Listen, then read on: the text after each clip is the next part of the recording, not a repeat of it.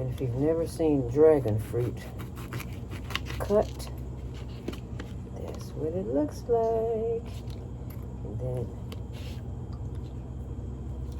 I leave nothing, not throwing away anything.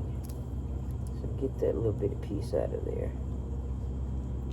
I'll eat that in a minute, but right now I'm finished cutting it all the way around, and every time I cut it a little bit too thick. And you see where I leave some in there? I leave some in there. Nope, cutting that out. And then I'll go back. Oh, I can just peel the rest of it. See that? How cool is that? And then you cut it or slice it or eat it. Oops, move that out the way so you can see. Any kind of way you want.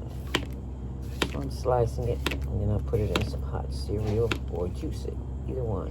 Probably do both. Doesn't it look good? Dragon fruit, good for you too. But don't believe me, see for yourself.